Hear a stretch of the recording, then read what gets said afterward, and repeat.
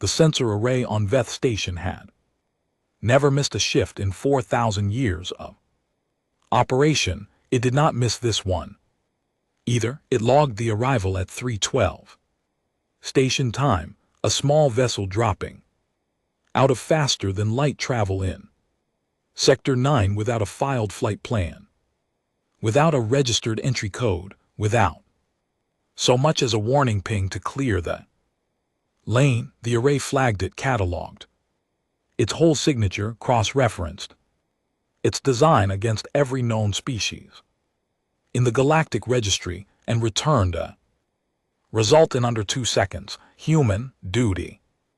Officer Vral looked at the screen. He looked at his second officer Dren across the room. Then he laughed, a short, sharp sound like something being snapped in half. Come look, he said. Dren came. He looked, he laughed too. Humans were a young species. That was the diplomatic way to say it. In private, in the officers' lounges of every Keth military station, in the council halls of the Marin Collective, in the trading floors of the Sarathi Exchange, the less diplomatic version circulated freely. Humans were a nothing species. They had cracked faster than light travel 40 years ago, which was, by galactic standards, roughly equivalent to a child learning to walk. They had a single home system, 2 colony stations, both small, both unimpressive, no military fleet worth recording, no territory beyond what they had been born into, no political weight anywhere in the galaxy.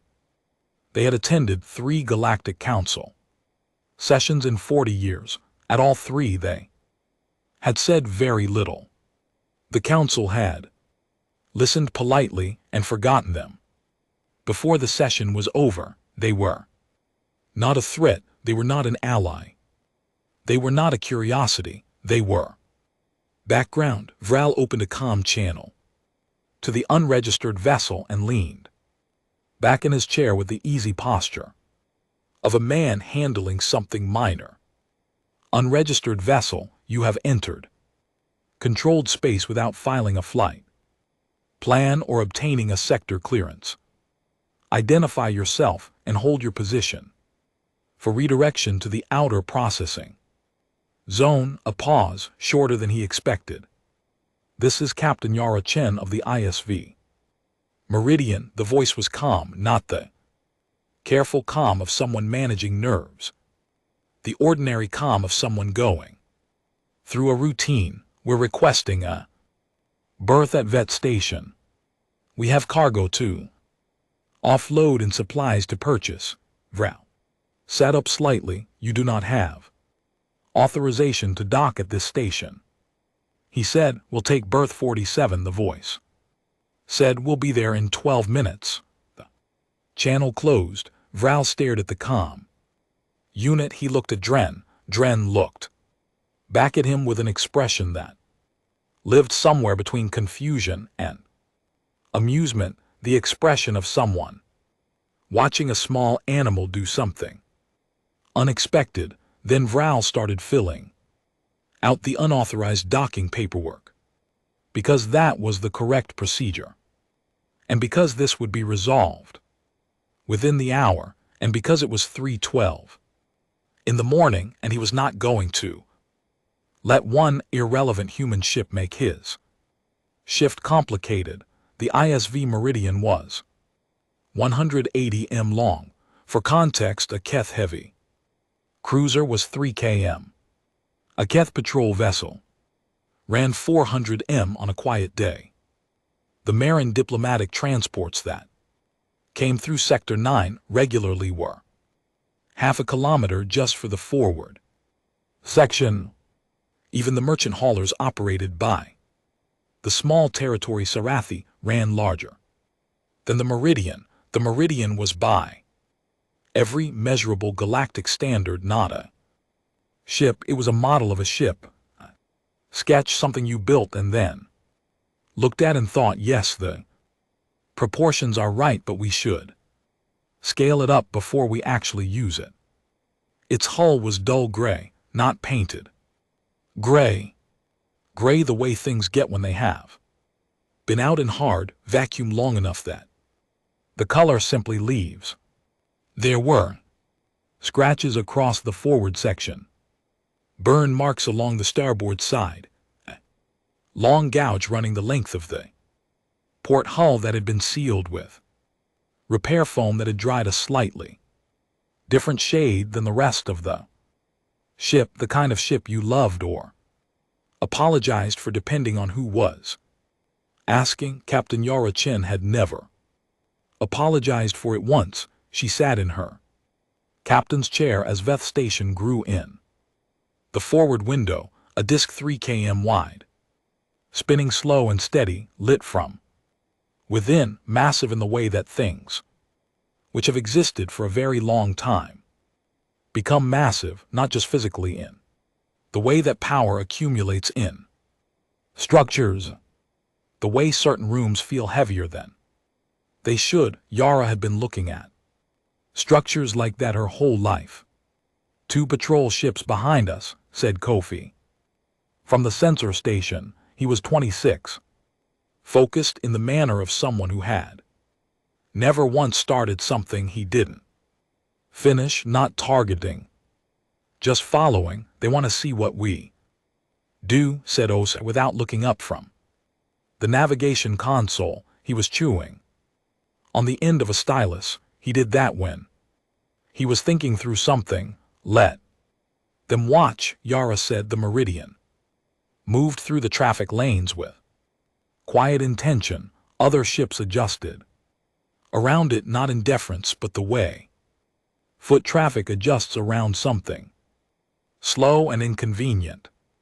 The Cath cargo haulers and Marin couriers and Sarathi exchange vessels moved in their lanes, conducted their business, and did not look at the small gray human ship the way you look at something that matters. They looked at it the way you notice a smudge on a window, briefly, without retention. Yara noticed how they noticed. She had been noticing that her whole career. Berth 47 is available. Osai said. Station control hasn't denied the request. They won't, Yara said. Denying it means dealing with it. Letting us dock means processing a fine and waiting for us to leave. And if we don't leave, Yara was quiet for a moment. Through the window, Veth Station filled the view.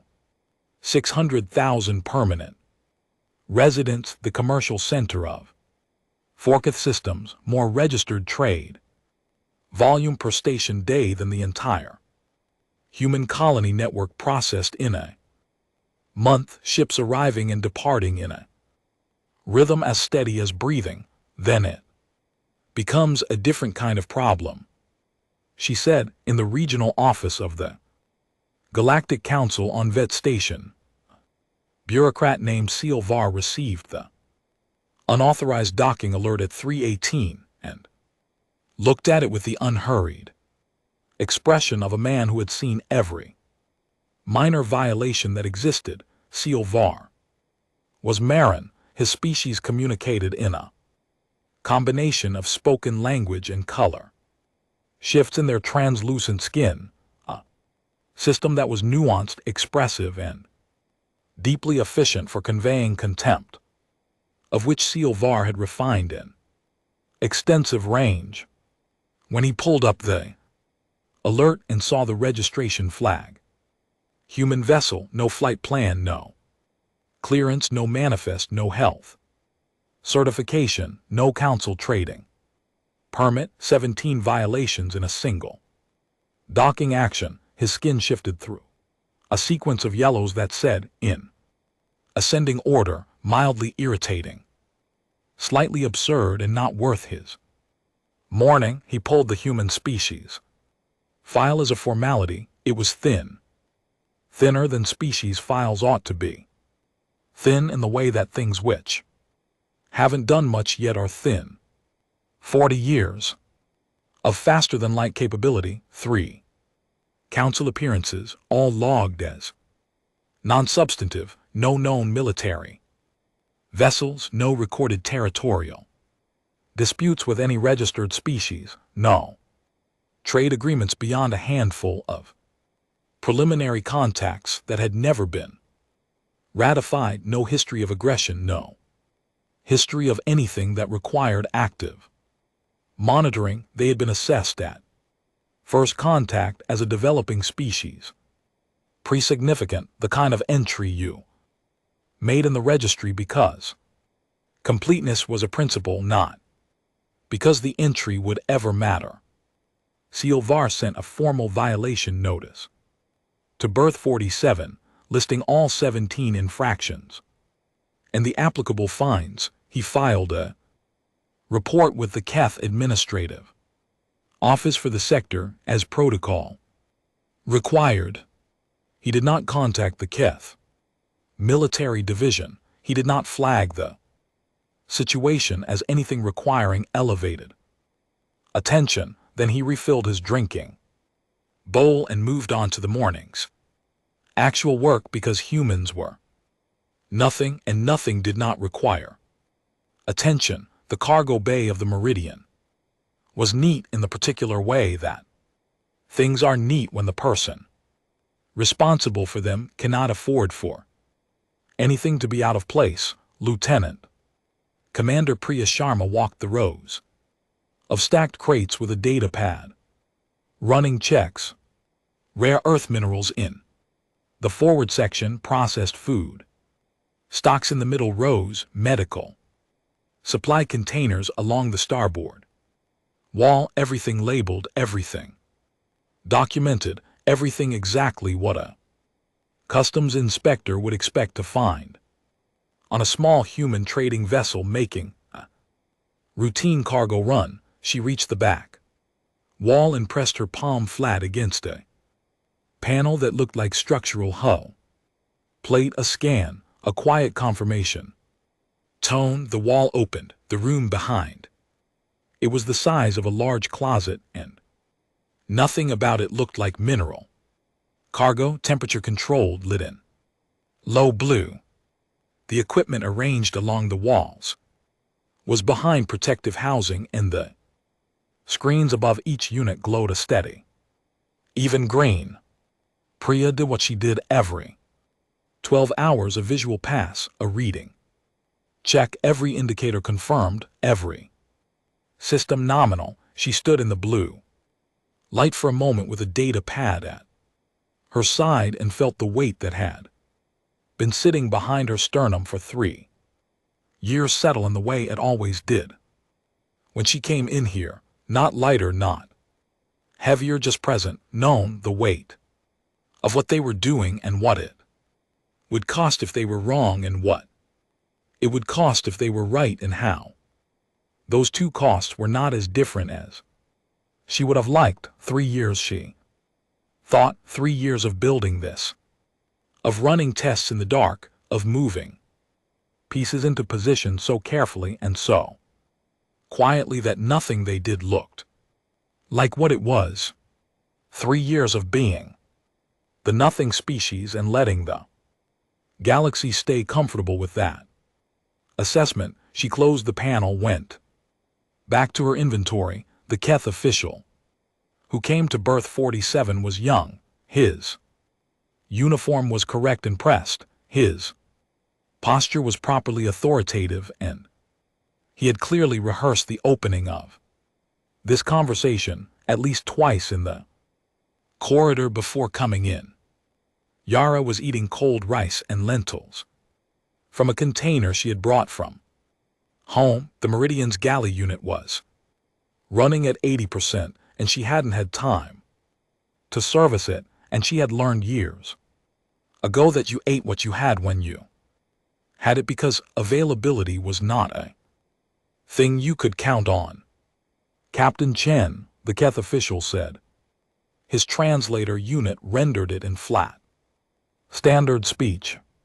You are in violation of 17 separate council and Keth sector regulations regarding unauthorized Entry docking and I got the notice.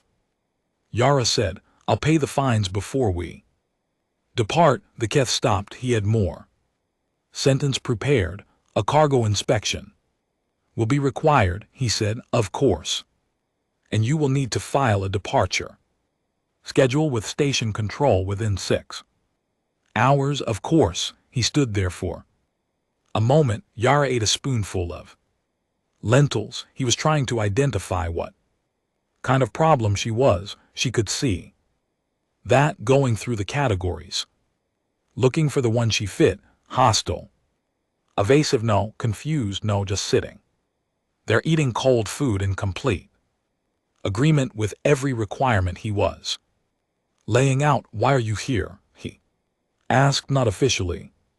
The official part of the conversation was done. This was the real question slipping through when his training stepped aside for a moment, and his actual curiosity stepped forward. He was young enough that it still did that. Yara looked at him. She thought about the official answer. Cargo run, supply stop, routine visit. She thought about the actual answer, which was long and would take the rest of the morning to explain properly. We wanted to see the station, she said. The Keth looked at her for a long moment, then he laughed. Yara finished her rice. Outside the berth window, the traffic lanes moved. 6 Keth ships in her line of sight, 2 of them military, identifiable by the weapon configuration on their hulls, each one so much larger than the Meridian that the comparison stopped being useful somewhere between the words larger and then she had grown up knowing what the galaxy thought of her species, not by being told exactly, by the quality of the silences in council meetings, by the way diplomatic channels returned responses that were polite and airless, like correspondence with someone who had already decided the relationship had no future, by the particular way that representatives of larger, older, more powerful species looked at humans, not with hostility which would have implied they took humans seriously enough to be hostile, but with the patient, slightly pitying look you give something that doesn't yet understand the size of the room it's in. She had stopped being shaped by that look a long time ago. The day she stopped, she started building toward this one. She stood up, dropped the empty food container in the recycler, and walked back to the bridge. Scan status, she said. Running coffee, said estimated completion in 2 hours and 40 minutes. Good. OC's voice was even, but he had put down the stylus. That was unusual. 2 more Cath military vessels just entered the lane behind us, same holding pattern as the first 2, still not targeting, no weapons. Locks, just positioned. They're watching, Yara said, or they're getting comfortable with the idea of blocking us when we try to leave. Yara considered the distinction for a moment. She sat down, pulled up the star map that she had looked at so many times over the past 3 years that she could have drawn it from memory in the dark. 17 Cath systems, 12 mirror and trade routes, 4 species with permanent council seats, the territorial lines of a galaxy that had spent 4,000 years deciding who mattered and who didn't, and had arrived at those decisions with such confidence that it had stopped checking whether they were still accurate. The Meridian was a gray mark in berth 47, 1 ship, 1 small, scratched, unhurried human ship that had arrived without asking permission and was now eating cold lentils and running a scan and paying its fines without complaint. A nothing ship from a nothing species, nothing to look at, nothing to worry about. Yara looked at the map and thought about everything that the 4 Keth military ships in the traffic lane behind her did not know, and felt Something that was not quite satisfaction and not quite grief, and had no clean name she had ever found for it. Let them watch, she said. She put her hand on the console, steady, warm. They won't be watching much longer. The 6-hour deadline came and went. Yara filed no departure schedule. She sent a message to station control instead. Polite brief, written in the careful standard speech that the universal translator handled without friction. The message explained that the Meridian had encountered a minor technical issue with its navigation calibration system and would require additional time at the berth. It apologized for the inconvenience. It offered to pay an extended docking fee. It included a reference number for the inconvenience. Report because humans, in 40 years of interacting with galactic bureaucracy, had learned that bureaucracies moved slower when you gave them paperwork. Extended docking fee was paid within the hour at the Keth Sector Administrative Office. The duty log was updated to reflect the delay. No alert was escalated. No additional action was taken. A human ship with a navigation problem paying its fees, causing no visible trouble. Vral, still on his shift, looked at the update and went back to his coffee. In berth 47, the navigation system was functioning perfectly. Kofi sat at his sensor station and watched the scan.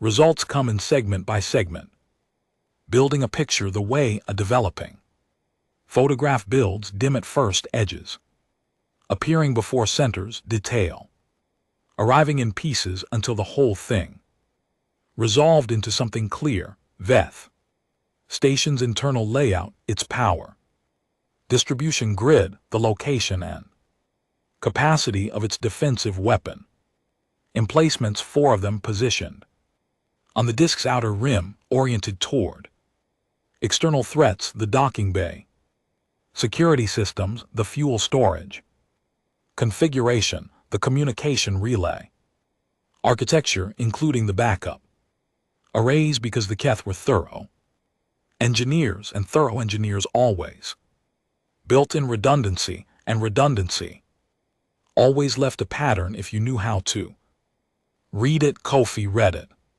Scan is complete, he said. Yara was at his side. Before he finished the sentence, she looked at the compiled data on his screen. She looked at it for a long time without saying anything. Her face did the thing it sometimes did, went very still, the way deep water goes still, not empty. Full, the kind of still that meant something underneath was moving fast. Full copy to the secure partition, she said. Already done. Good. She straightened up. Tell Priya the inspection team will be here in the next 2 hours. She needs to be ready. Kofi nodded and reached for his comm unit. Then he stopped.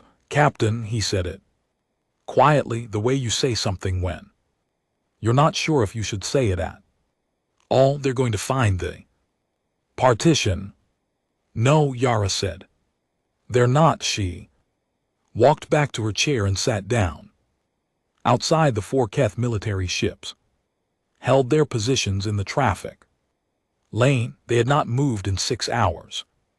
They had not armed weapons. They had not hailed the Meridian again. They were simply there, engines running at idle, patient in the way that large things, with all the power patient, without urgency, because urgency implies that outcome is uncertain. Yara looked at them and thought about what patience costs when it turns out to have been misplaced. The inspection team was 3 Keth in station security uniforms and 1 Marin from the Council's Trade Compliance Office, standard composition for a cargo check on an unregistered vessel. The Marin brought a scanner and A data pad in the careful, unhurried manner of someone who did this every day. Priya met them at the cargo bay entrance with a smile that did not cost her anything and a manifest that was exactly what it claimed to be. She walked them through the forward section herself. Rare earth minerals, sealed containers, standard export grade documentation, complete food stocks processed vacuum, sealed, properly certified for interstellar transit, medical supplies, standard humanitarian grade, nothing restricted. The Marin scanned everything. The three Keth looked at crate labels and opened two at random, which was procedure, and found exactly what the label said was inside them, which was also procedure. They reached the back wall. The Marin ran his scanner along it. The scanner returned structural hull plate, composite alloy, standard Meridian class construction. He scanned it again, same result. Priya stood with her hands relaxed at her sides and her data pad in her left hand, and watched the scanner do its work with the expression of someone who had nothing to hide and was mildly bored by the thoroughness required to confirm that. The aft wall, the Marin said, the density reading is slightly irregular. We took a hit from micro debris about 8 months ago, Priya said. Had to reinforce it from the inside. The repair material has a different composite rating than the original hull plate. It reads inconsistent sometimes. She turned to her data pad and pulled up a file, maintenance log if you need it. Date, materials used, supervising engineer signature. The Marin looked at the logs. He looked at the wall. He ran the scanner one more time. Structural hull plate. He made a note in his compliance file and moved on. Priya walked the rest of the inspection without the maintenance log ever leaving her hand, just in case. Admiral Vethkin arrived at Veth Station at 1400 hours. This was unusual. Admiral Vethkin commanded the Keth Empire's 4th Fleet, a position that involves strategic oversight of 3 sectors, staff of 40, and a schedule that did not, under ordinary circumstances, include personal visits to docking. Violations logged by a duty officer at 3:12 in the morning. He arrived on a fast courier, stepped onto the station with 2 aides and no advance notice, and went directly to the administrative office. He at the Meridian's docking record. He looked at the scan the station had automatically run when it arrived, a routine external scan, the kind every ship received, covering hull configuration and mass displacement. He looked at the mass displacement number for a long time. Then he called for the station's senior security officer. The human ship Veth Gon said, "What does it carry?" "Cargo. Inspection was completed an hour ago. Sir, minerals, food stocks, medical supplies, all documented. No violations. Its mass displacement is 40% higher than a Meridian-class hull. Should register." The security officer said nothing for a moment. Then, the inspection found no anomaly, sir. The inspection found what it was shown, Veth Gon said. He turned to his aide. "I want a full spectrum scan. Military grade. Run it from the patrol ships already in the lane. Sir, we would need run it." The aide left. Veth Gon stood at the window of the administrative office and looked out at the docking section where, far below and across the station disk, Berth 47 sat quiet and gray and small. He had served in the Keth fleet for 38 years. He had fought 3 border engagements, negotiated 2 post-conflict treaties, and spent the Last decade managing a sector that required constant attention and occasional force. He was not a man who frightened easily, and he was not frightened now, but he was paying attention. That 40% a Meridian class hull stock configuration should have displaced a known and predictable mass. He had looked it up because he was thorough, and thoroughness had kept him alive in 3 engagements. Meridian's displacement number did not match. It was heavier than it looked by exactly the kind of margin that meant something was aboard that was not on any manifest. Heavy things in his experience were either very valuable or very dangerous, sometimes both. Coffee saw the military-grade scan begin at 1447.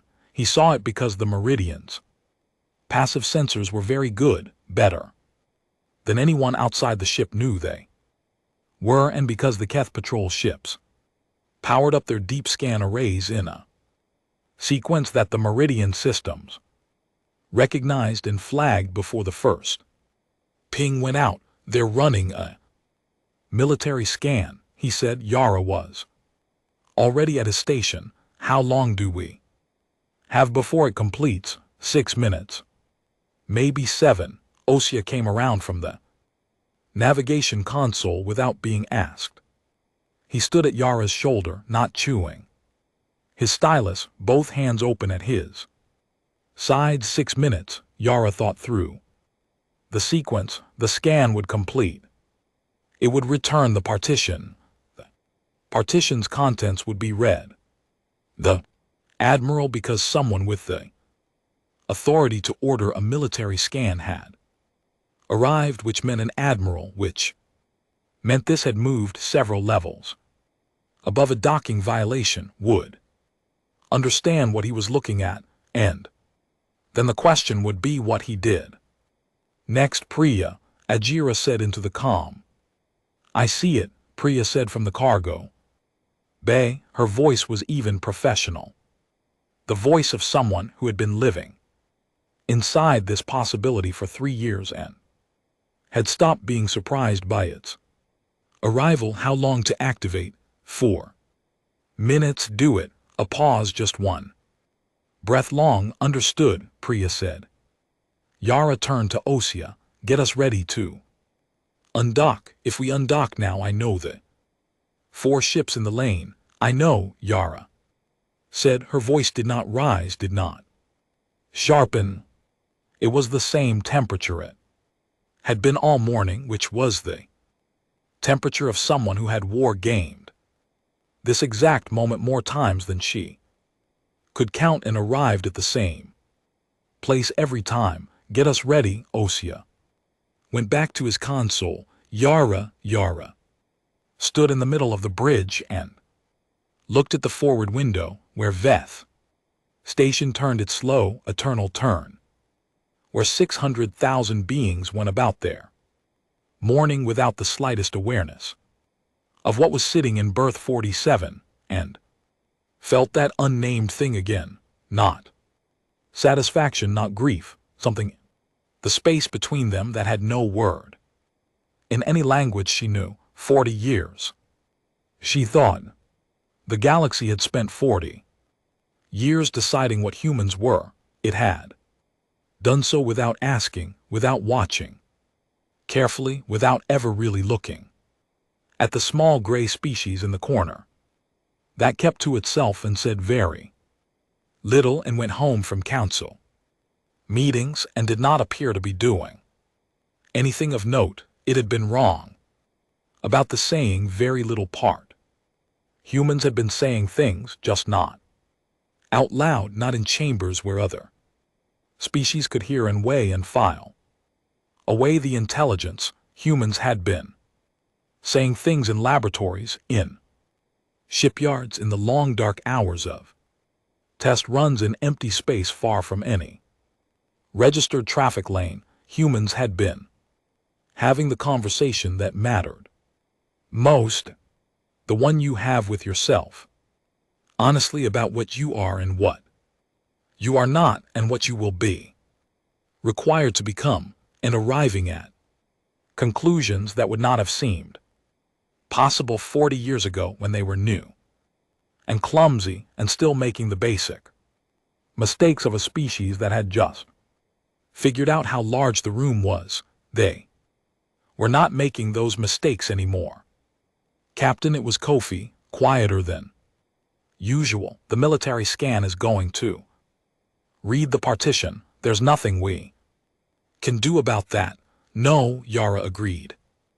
They're going to know, yes, and then the ships in the lane are going to have to make a choice, Yara said. She turned to look at him. He was 26.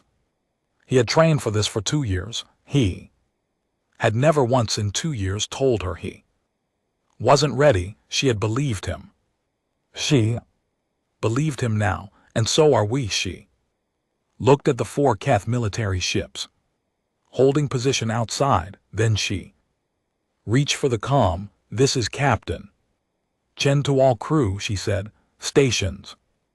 Now, the Meridian's internal lights shifted from white to the low amber of condition readiness. Not red, not yet, but not the comfortable white of a ship at rest either. Footsteps moved through the corridors, hatches sealed, systems came online one by one, the ship waking up in pieces, shaking off the stillness of the past 14 hours. Yara sat down.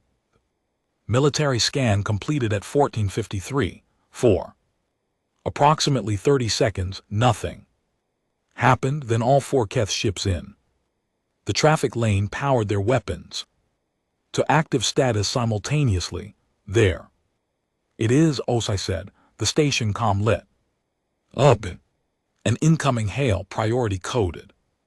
Admiral level authority. Yara let it run for 1 full second before she answered. Captain Chen. Bait Khan's voice was exactly what she had expected. Controlled, hard, the voice of a man who had done this before and was not performing authority but actually exercising it. You will power down your systems and prepare to be boarded immediately. Admiral, Yara said, I want you to understand something before you give your next order. You are not. Look at what the scan found, she said. Look at it carefully. Think about what it means that we have it. Think about how we got it onto a ship that passed a full cargo inspection. She paused. And then think about why we came here. Silence, not a long one, maybe 4 seconds, but it was a different kind of silence than the ones that had come before. Not the silence of something being dismissed. The silence of something being reassessed. Why did you come here?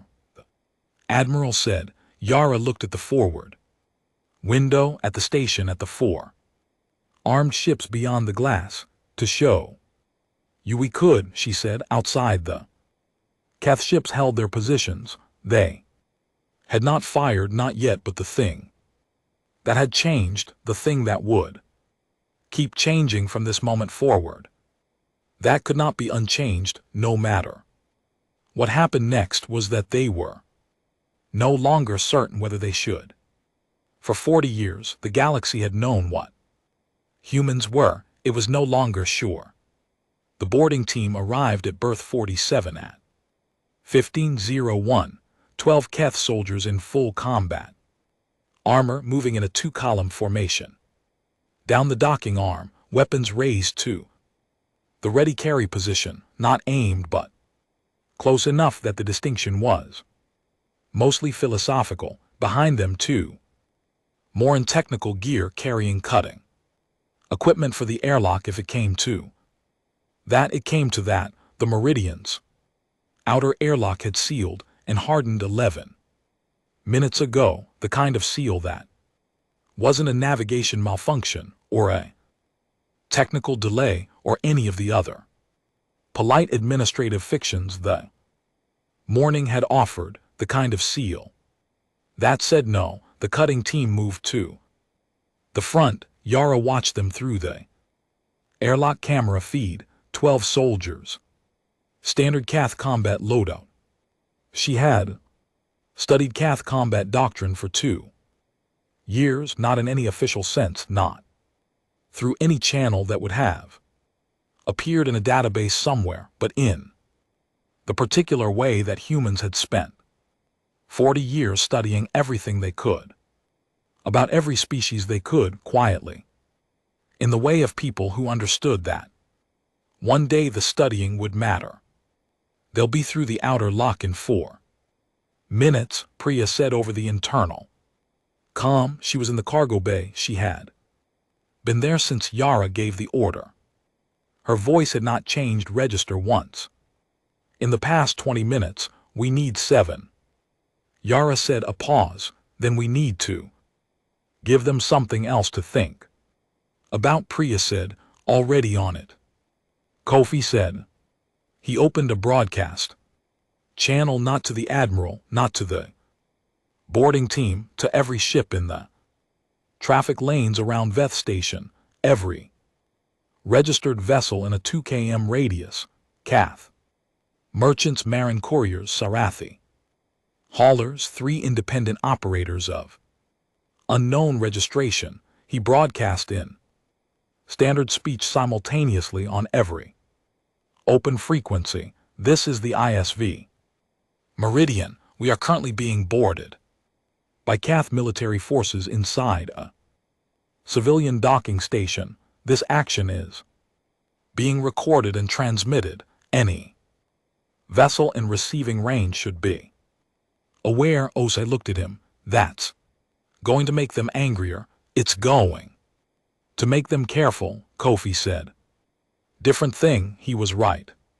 In the administrative office, Vethcon received 3 simultaneous incoming hails from civilian vessels demanding clarification on whether the station was under a military security action, what the protocols for civilian evacuation were, and whether docked ships should be moving to a safe distance. He also received a priority query from the council representative, who had been in the middle of his afternoon meal and was now very much not.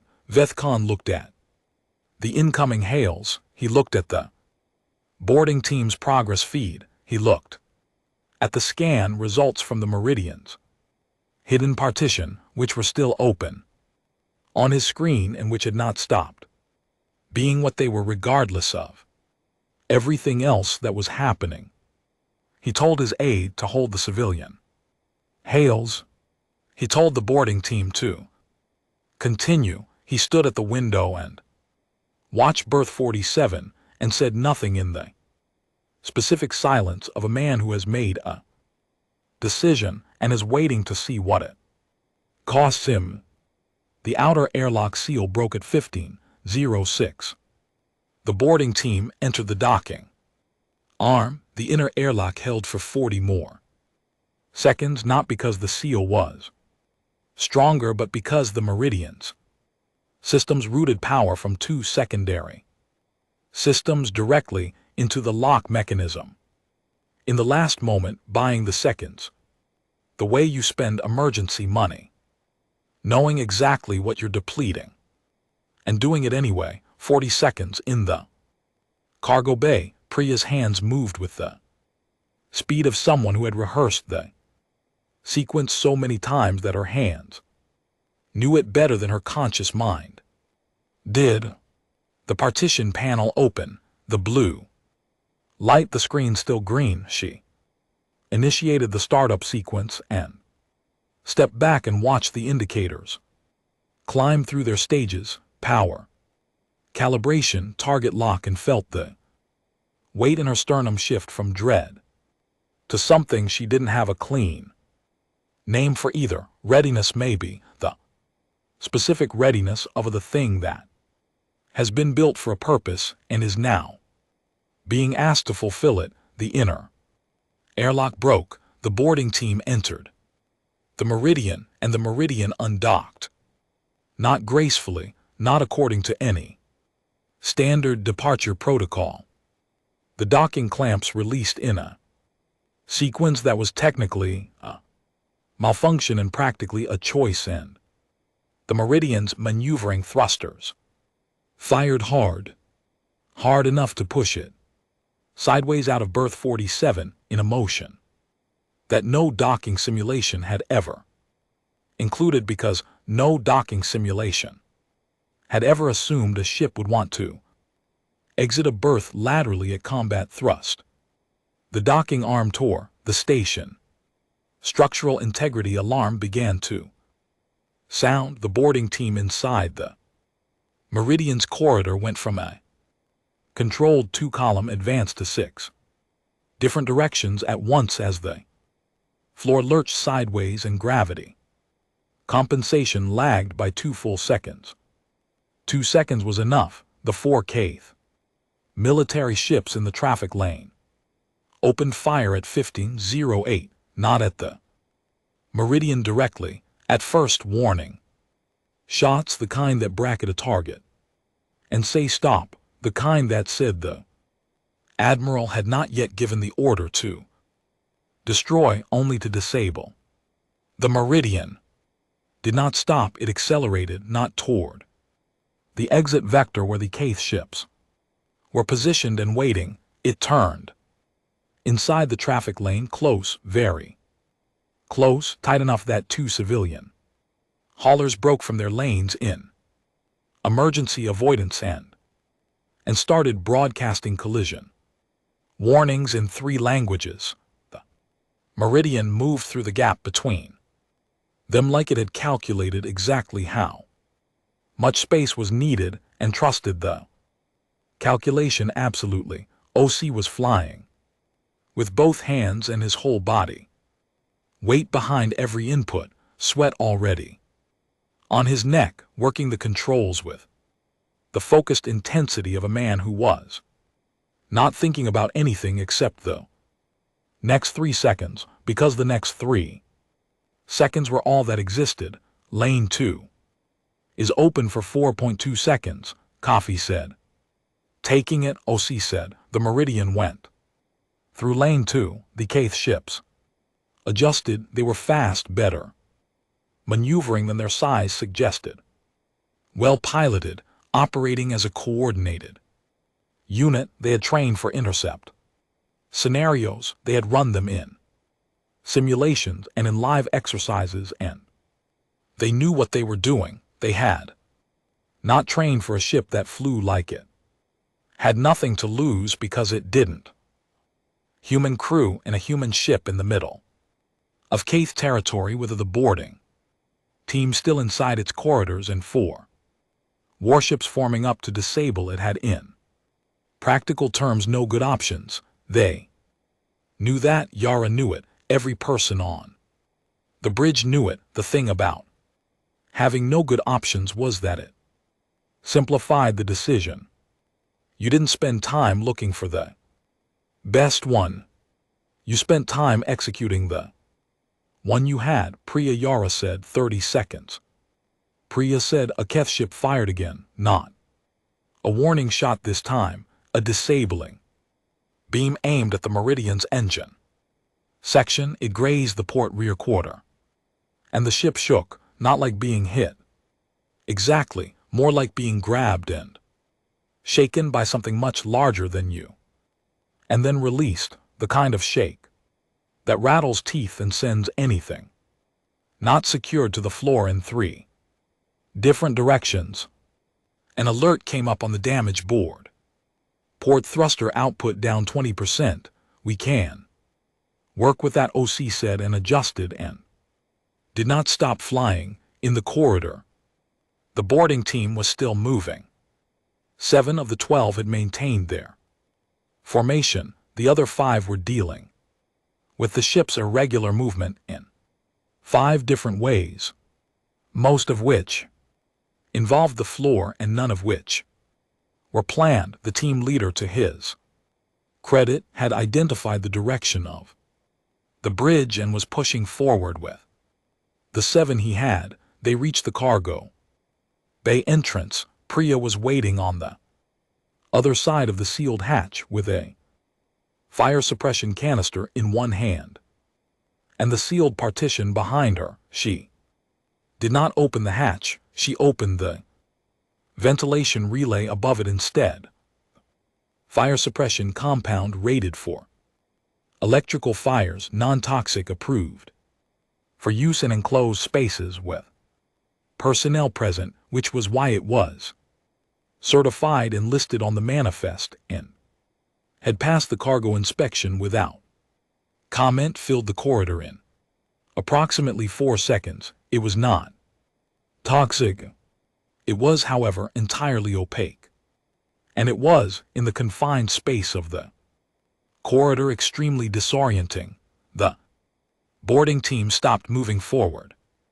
Priya sealed the ventilation relay and went back to the partition. Yara heard the corridor go quiet through the clear's throat, internal audio feed, and let out a breath she had been holding for longer than was medically ideal.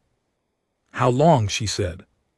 They'll route around through the service corridor, Coffee said, maybe 4 minutes before they find the alternate access. How long for Priya, she said. 30 seconds. That was 90 seconds ago. Yara looked at the board, port thruster at 80%, station alert still sounding. The torn docking arm had triggered it, and it had not stopped. 3 civilian ships in emergency holds, traffic lanes scattered. The 4 Kaith warships had spread their formation, cutting off the primary exit vector and beginning to flank the secondary. They were good. They were genuinely very good, and they were going to have the Meridian in a full disable lock in approximately 6 minutes unless something changed. Captain, Priya's voice, I'm here. It's ready, 2 words flat. Professional, carrying everything and showing none of it, the way someone speak when they say they have spent 3 years building toward the moment, and the moment has arrived and there is nothing left to do but the thing, do it. Yara said, pause 1 second, the length of a full breath, then Priya activated the array. The Kaith warship on the northern flank position lost its navigation system at 1512, not from a weapon impact, not from any projectile or beam that showed up on its tactical sensors. Its navigation system simply failed, a cascading fault through the targeting architecture spreading to propulsion control, the kind of fault pattern that looked like a catastrophic internal error and had no external cause that the damage control team could identify. In the first 3 minutes of searching, it drifted. The second ship, moving to compensate for the first, found its communication array going dark, not destroyed, dark, offline, alive but silent, unable to receive or transmit. In the administrative office, Bait Khan received these reports in the span of 40 seconds and understood with the clarity of a man who had been in 3 engagements and knew what sudden and impossible system failures in formation ships meant. That the situation had changed, not deteriorated, changed into something he did not yet have a name for. He looked at the scan results on his screen, the partition contents. What the military scan had found, he had been looking at it wrong. He had been asking, what is this and how do we neutralize it? The correct question, the one he was only now arriving at, which was in the privacy of his own thoughts, approximately 3 hours too late, was, why did they bring it here? In one ship, in one small ship that arrived without clearance and paid its fines and waited for a cargo inspection to complete. Why here? Why now? Why one ship? He looked at the traffic lane, where the Meridian was moving in a pattern that no combat doctrine covered. because no combat doctrine had ever needed to account for a ship that flew as if it was willing to be destroyed as long as it was not destroyed in the next 5 minutes. What as in 5 minutes, he thought. He picked up his comm. The two Cath ships in the southern position closed the gap. They were trying to box the meridian between the station disk and their formation, a standard pincer that removed the maneuvering options one by one until the only remaining option was surrender or collision. The meridian chose the gap that should not have existed. It was 4 ship lengths wide between the station's outer disk and the southern warship's port side. Standard tactical doctrine said, you did not take that gap because the station's structural edge made the approach angle unworkable. Standard tactical doctrine assumed you were flying a ship whose pilot was operating inside an acceptable risk threshold. OC was not. The meridian went through the southern warship's sensor array, caught the edge of the station disk, trying to close the gap, and had to pull out of the pincer to avoid a collision. The second southern ship, coordinating with the first, was out of position for 6 seconds. 6 seconds was the margin. The meridian broke through the southern position and hit open space. Another hit from the Keth ship, rear quarter starboard, this time hard enough that the lights on the bridge dropped to emergency amber for 4 seconds before the backup power routed through. The damage board added starboard rear thruster to the list. Engine output down to 62%. Coffee said, I see it. He was already on the transmission. Broadcast package is sending. The broadcast was not on an open civilian frequency this time. It was on a specific encrypted channel, tightly focused, aimed at a specific set of coordinates outside Sector 9. It was 11 characters long. It said, we are here at time, come now. Yara looked at the forward window. Stars, open space ahead. The Keth ships were forming behind her, their formation tighter now, their approach faster. They were done being careful, done managing the civilian optics, done giving the small human ship room to maneuver. The meridian was running at 62% engine output, with a boarding team still in her corridors in a cargo bay that had just changed the nature of this engagement, and a crew that had been awake for 36 hours and intended to be awake for as many more as required. 1 ship. The Galaxy had sent 4 warships after 1 ship, and the ship was still flying. Yara felt the unnamed thing in her chest again. Not satisfaction, not grief, something that lived in the specific quiet of a person who has given everything they had to a plan and does not yet know whether it was enough, but who made peace with that uncertainty long time ago and found against expectation that it held. How long? Until they respond to the broadcast, OC said. Yara knew the answer down to the minute, had known it for 3 years, 14 hours, she said, and until the Keth get a full weapons lock on us. She looked at the board. 11 minutes, she said. OC took his hands off the controls for exactly 1 second, looked at them, put them back. Right then, he said, he flew. The Keth did not destroy the meridian. This surprised almost everyone on the bridge, including privately Yara.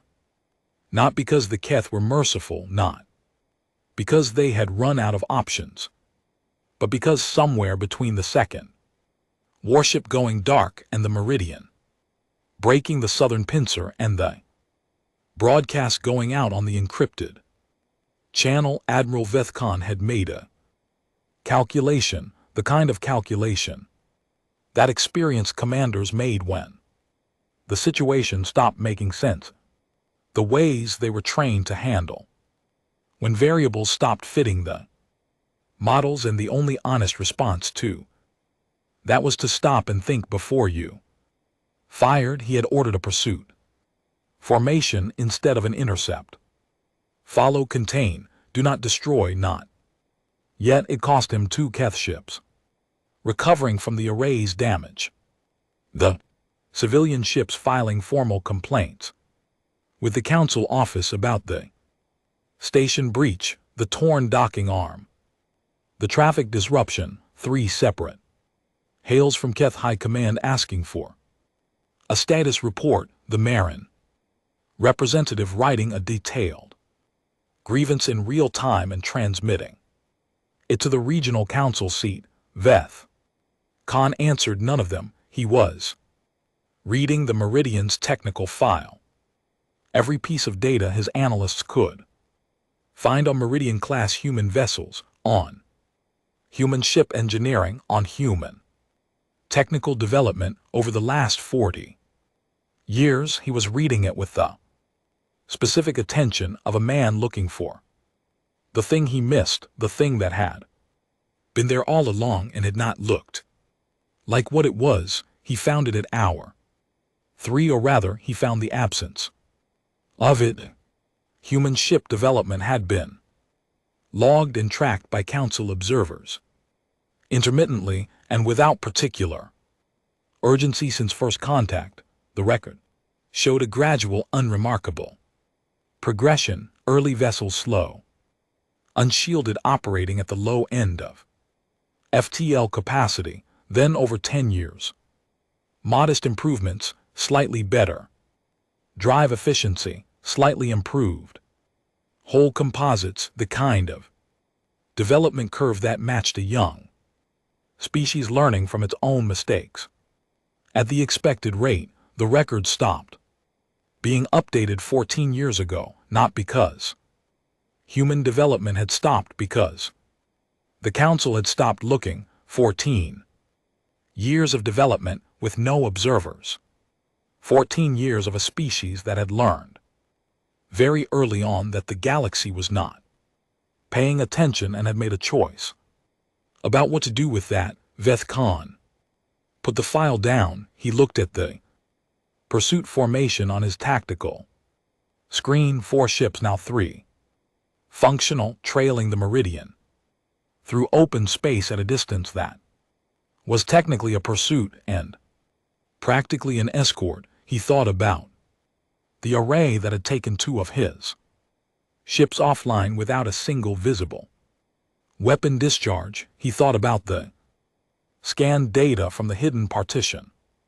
He thought about a species that had spent 40 years being assessed as insignificant and had never once corrected the assessment. He thought about the broadcast, 11 characters, encrypted, aimed at coordinates outside the sector.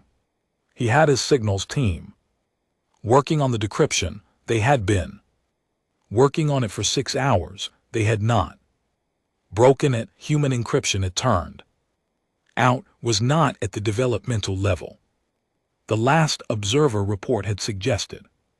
The last observer report was 14 years old, sir. His aide quiet, the kind of quiet that meant the news was not straightforward. We have a report from Sector 12. Veth Khan looked up. A human ship has appeared at the entry point to the Keth home system, unannounced.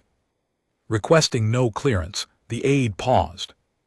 It is holding position. It has not entered the system, Veth Khan said. Nothing. There is also a report from the Marin Collective's primary trade station. Another pause. A human ship. Silence on the bridge of the courier. Real silence. The kind that happens when everyone in a room arrives at the same place simultaneously. How many? Veth Khan said. The aide looked at his data pad. The reports were still coming in. He watched them arrive one by one from different sectors, different stations, different points in the galaxy that had been chosen with a precision that was not random and was not coincidental and was not the action of a species that had spent the last 40 years doing very little. 17 The aide said. Veth Khan stood up. The reports came into the Galactic Council's central communications hub at Axis Station, like stones dropping into still water. 1. Human ship at the Keth Home System entry. Point 1 at the Marin Primary Trade Hub, 1 at the Sarathi Exchanges. Central Station, 1 at the Council's own secondary seat in Sector 4, 1 at each of the 3 major FTL relay points that all interstellar communication in known galaxy routed through, 1 at the fuel processing complex that supplied 60% of Keth fleet operations, 1 at the agricultural export hub serving 4 non-aligned species, not inside any of these places at them, outside visible, holding position in the particular way that things hold position when they want to be seen and want you to think about what it means that they are there. No weapons fired, no communication beyond basic identification. We are here, we are human, we are the ISV such and such. We have filed no flight plan and we require nothing from you, simply arrived, present, accounted for. The Council emergency session convened at hour 7. Silvar was in it. He looked considerably less comfortable than he had that morning when the human ship had been a minor administrative nuisance that did not require attention. His skins was running through the yellow to orange range in a way that suggested he had not chosen to be in that color and would have preferred to be elsewhere. The session opened with the question that was already on every representative screen: how, not what do we do? That was the second question, and it was urgent, and it would require careful answers. But before that, unavoidably, irresistibly, how? How did a species that had achieved FTL 40 years ago build 17 ships capable of appearing simultaneously at 17 strategically chosen locations across the known galaxy?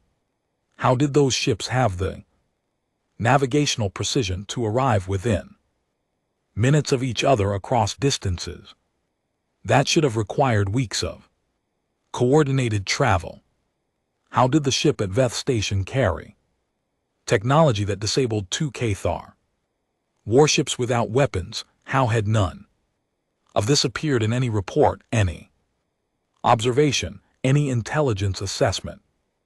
In 14 years, the answer was already forming in the room before anyone said it. They had not been looking. They had decided early that humans were not worth watching closely, and they had not updated that decision. And humans had known this, had understood it, had seen it, had lived inside that dismissal every day for 4 decades, and had made a very deliberate choice about what to do with the freedom it offered. The representative from the Sarathi Exchange, a species known for its commercial precision and very little else, said it plainly. We told them they were nothing, she said, and they used the time we gave them on the meridian. Hour 11. Yara was asleep in her chair, not by choice. She had not intended to sleep. She had been reviewing the damage reports. Port thruster at 60%, starboard rear thruster offline, hull integrity at 91%, minor breach sealed in corridor 3. And the last thing she remembered was looking at the starboard thruster readout and thinking that OC could compensate for the loss with 2 specific adjustments to the secondary drive configuration. Then Kofi was touching her shoulder and saying, "Captain," and the bridge was The same amber light, and the stars were the same stars, and 3 hours had passed. She sat up. "Report," she said. Her voice came out steady. She was grateful for that. "Cathar formation is still behind us," Kofi said. "Same distance. They haven't closed in 2 hours." Broadcast responses: 14 confirmations received. Encrypted return signals from all 17 positions. Everyone is in place and holding. Yara straightened, rolled her neck once to the left, once to the right, looked at the forward window. "And the Admiral?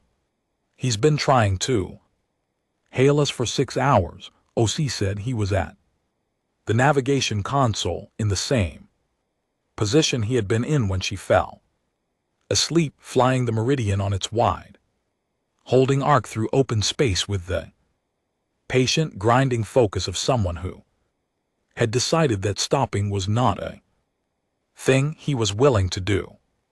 There was a new stylus in his hand. The previous one chewed to splinters.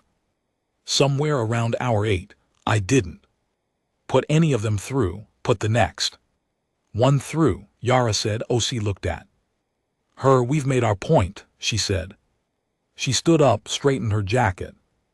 Not out of vanity, but because some gestures mattered regardless of context.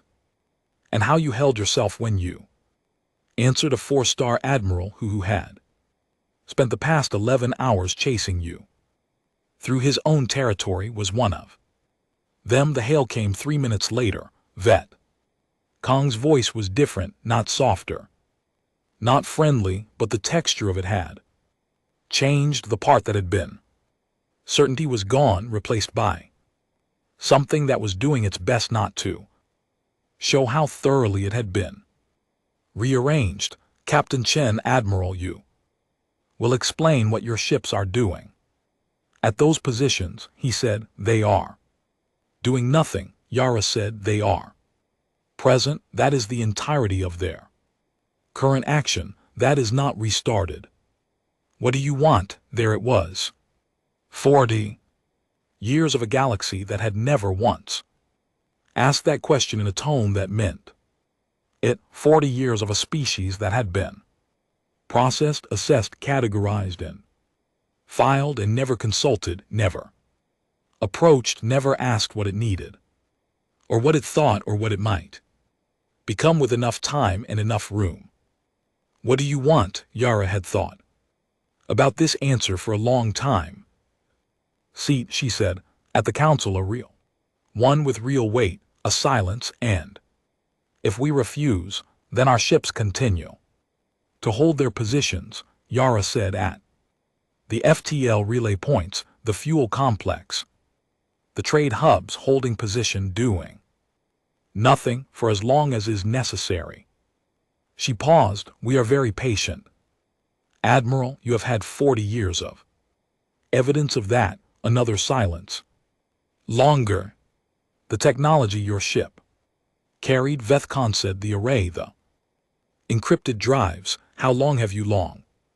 "Enough," Yara said. She let that sit. Through the forward window, the Keth pursuit formation held its distance. 3 ships now, the 4th still running on partial systems from the array. They had not closed in 11 hours. They would not close now. She knew it. The same way she knew the tension in a room before it shifted, from experience, from attention, from 40 years of watching the galaxy and learning how it moved. "The council session is already convening," Vethcon said finally. "Not a concession, just information offered." The tone of a man organizing the facts of a situation he could not undo. "I know," Yara said. "You knew it would. It was the only way this ends, without someone making an error they can't take back." She looked at the stars ahead.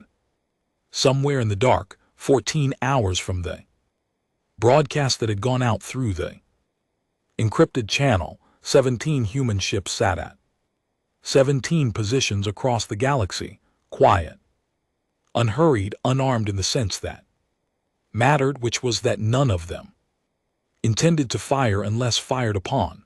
They were not a fleet in the military sense. They were not a threat in the conventional sense. They were a fact. The fact that a species the galaxy had decided was nothing had been building and thinking and preparing and waiting.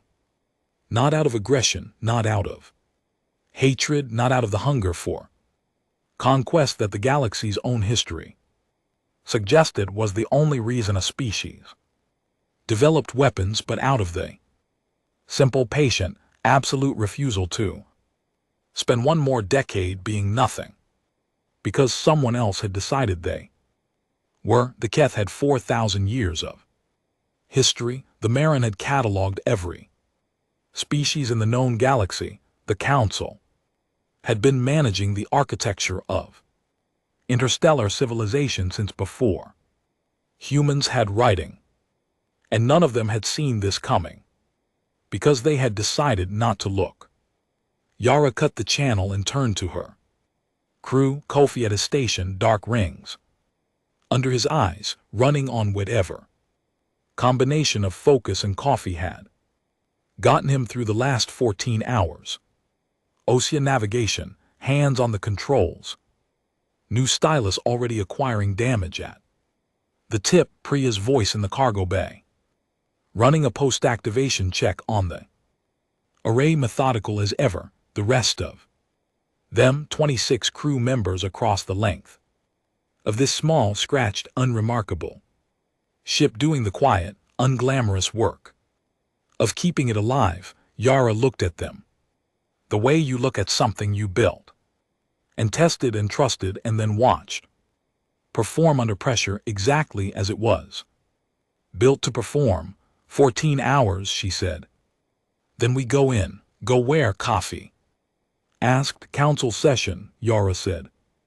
They're going to want to talk. Osea almost smiled. Almost. They're going to want to do a lot more than talk, he said. Yes, Yara said they are. She sat back down. Outside, the galaxy was doing what the galaxy does when something it was certain about turns out to be wrong, adjusting slowly, painfully, in the way that large things adjust, with resistance and noise and the particular discomfort of a certainty rearranging itself into something more honest. It was not comfortable. It was not supposed to be. The Meridian flew on. The council chamber on Axis Station was built to impress. That was its primary architectural function, more than acoustics, more than capacity, more than the practical requirements of running a session. It was built the way that power builds things, when it wants you to feel small before you open your mouth. High ceilings, curved walls of pale stone that had been carried across 3 star systems because the founding species wanted material that held memory. Long approach corridors that made every entrance a walk long enough to think about what you were walking toward. Yara walked it in 11 seconds. She was not small. She wore a captain's jacket, the same one she had worn at berth 47, which now had a scorch mark on the left sleeve from hour 9 of the pursuit, which she had decided not to change for the same reason she had kept the gouge on the Meridian's porthole. Some marks were information. Some marks said, we were here, we took the hit, we kept moving. She walked to the speaking floor and stood in the center of it and looked up at the assembled representatives of every species in the known galaxy. There were 31 of them. Some she recognized from the files, some she had never seen. Outside of reference images, the Keth block sat in their section. 7 representatives, Veth Khan among them. He was not a council member, but he had been granted observer status for this session, which told her something about how much the Keth High Command wanted to understand what had happened before deciding how to respond to it. The Emrin sat in a long curve. Silvar was there, his skin cycling through colors she did not have the cultural fluency to read precisely, but which all ran in the general direction of discomfort. The Sarathi representative, the one who had said we told them they were nothing and they used the time we gave them, looked at Yara with the steady attention of someone doing an honest assessment. Yara respected that. Chamber went quiet. The session chair, Emrin elder whose skin had gone the deep, settled blue of someone who had been doing this for a very long time and had stopped being rattled by most of it, opened the session with the formal record. One human ship had entered Kaith territory without authorization. One human ship had resisted a legal boarding action. One human ship had caused damage to a civilian docking structure and disrupted registered traffic lanes. 17 human ships had appeared simultaneously at positions of strategic significance across the known galaxy and were currently holding those positions. Without further action, the session chair put down the record. Captain Chen, he said, the floor is yours. Yara had written the speech 3 times. Over 3 years, the first version was long, the second was precise, the third, which was the one she had decided on 6 months ago and had not changed since, was neither, she said 40 years ago. Your observers came to our system, they assessed us, they filed a report. The report said we were a developing species. Pre-significant, not requiring active monitoring. They were thorough, they were professional, they were completely correct about what we were at the time. She let that land. They did not come back, no one did. For 14 years no one looked at us closely enough to update that assessment. We understand why you have 31 member species and their needs and conflicts and treaties to manage. We were not a priority. We were not asking to be one. We were building, she said. Not loudly, not with the particular heat of someone making a threat, the way you say a thing that is simply true and does not need volume to carry its weight. We were building because we understood that the galaxy does not give significance. It recognizes it eventually when it has no other option. We did not want to spend another 40 years waiting for that recognition while filing attendance at sessions where nothing we said was heard. She paused.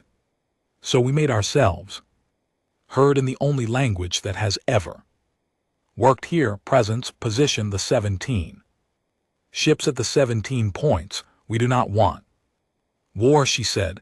We have never wanted war. We want what every species in this room was given when they joined, a voice that carries a seat that counts, a place in the decisions that shape the galaxy we all live in. That is all we have ever wanted. We simply could not get it by asking. The chamber was very quiet. The Kaith block was still. Vet Kane had his hands flat on the railing in front of him. He was looking at her with the expression she had first read in his voice during their last communication. Not the certainty that had been there at the beginning, but what was growing in the space the certainty had left behind. Something adjacent to respect, not warm, not easy, the reluctant kind, the kind that cost something to give, which was the only kind worth having. You disabled 2 military vessels, said a Kaith representative, younger than Vet Kane, sharper in the defensive way of someone who had not yet finished being angry. We did, Yara said, without weapons that fire projectiles. Yes, that technology is Ours, Yara said, as your weapons. Technology is yours as your FTL. Architecture is yours as the defensive. Systems on the station are yours, every species in this room developed tools to protect itself. We developed ours. We used ours defensively to create time and distance, not to destroy.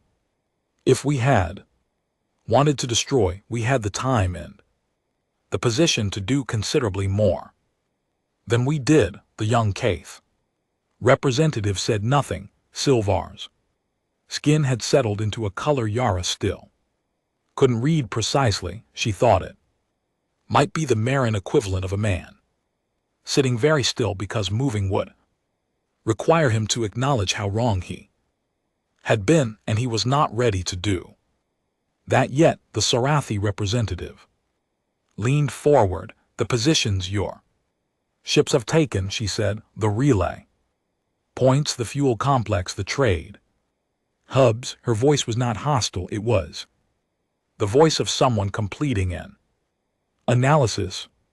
You chose them specifically. Yes, Yara said, to demonstrate that you understand our infrastructure, to demonstrate that we have been paying attention. Yara said, the same attention you declined to pay to us. Silence. That is a threat, said a representative from a species Yara knew only as the vain old members, quiet in council sessions, rarely the first to speak. Their representative had a quality of stillness that suggested great age or great patience, or both. No, Yara said, a threat says do what I want or I will harm you. We are saying we exist, we are present, we are capable, we would like to be part of this. She looked across the chamber. All 31 of them. The ships will leave those positions the moment this session ends, regardless of the outcome. We are not holding the galaxy hostage. We are introducing ourselves properly in a way that could not be ignored. The session chair looked at her for a long moment, then he called for the first consultation. Recess. Yara waited in the corridor. Outside the chamber, Priya was there. She had come aboard Axis Station on the shuttle with Yara and Kofi, and had not said much during the transit. She was saying less now, standing with her back against the wall and her arms crossed, and the expression of someone running calculations in their head that had nothing to do with numbers. How do you think it went? She said. I think it went the way it needed to, Yara said. That's not an answer. No, Yara agreed. Kofi was sitting on the floor with his back against the opposite wall, long legs stretched out, head tilted back against the stone. He looked like a man who had not slept properly in 3 days, which was accurate, and who had arrived at a place past tiredness where the body stops complaining and simply continues, which was also accurate. They're scared, he said without opening his eyes. Some of them, Yara said. Most of them, yes. Is that good? Yara thought about it. The honest answer was complicated in a way that the moment didn't have room for, so she gave the part of it that was true and sufficient. It's honest, she said. Scared means they're taking us seriously. We can work with scared. We could never work with dismissed. Kofi opened one eye, looked at her, closed it again. The recess lasted 2 hours. The vote was not unanimous. She had not expected it to be. Unanimity would have meant the result was either coerced or performed, and she wanted it neither. 22 in favor, 7 opposed, 2 abstentions. The session chair announced it in the flat, procedural voice of someone for whom this was a process, not a moment, and that was fine. Processes were how things lasted. Moments passed. Humanity was granted full membership in the galactic Council one seat, full voting rights. All the obligations and entitlements that applied to every other member. Effective at the close of the session. Yara stood on the speaking floor and heard it and felt nothing dramatic. That was the part no one told you about. The moments you had worked toward for years. When they arrived, did not feel the way the working toward had led you to expect. They felt quiet. They felt like something clicking into place in the dark, a small mechanical sound, a thing settling where it was meant to be. She thanked the session chair and the council and walked back down the long corridor outside the chamber in the wide public hall of Axis Station. Other species moved, traders, diplomats, station residents, travelers, the ordinary life of a place where the galaxy met itself daily and got on with things. Most of them did not know what had just been decided in the chamber behind her. Most of them would know by morning. Veth Khan was waiting near the exit. She had not expected that. He stood with his hands behind his back and his uniform correct and his face doing the thing it had been doing since their last communication, working through something that had not finished resolving. Captain, he said. Admiral, the array, he said it the way you say the thing you actually came to say after you have decided that the indirect approach is not going to serve you. How long have you had it? Long enough, she said. Same answer as before. He looked at her. He was deciding whether to push. He decided not to. The docking arm, he said instead. Veth Station, the damage. We will pay for it, Yara said. Submit the repair cost to the Human Council office. We will have one by the end of the month. Something moved in his expression, not quite a smile, the thing adjacent to a smile that lives in the face of a person who does not smile easily but occasionally find themselves standing next to something that would in another life be funny. You plan for a council office, he said. We plan for a lot of things, Yara said. He looked at her for another moment, then he nodded. A small deliberate motion, the kind that meant something specific in Keth's body language, something she had read in the cultural briefings and now watched in person and found to be exactly as described. Acknowledgement without apology, recognition without surrender.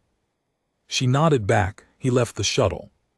Back to the Meridian took 40 minutes. Yara sat in the co-pilot seat and looked out the forward window at the stars and did not talk, and Priya and Kofi did not make her. The three of them rode in the particular silence of people who have been through something together and do not need to process it out loud yet.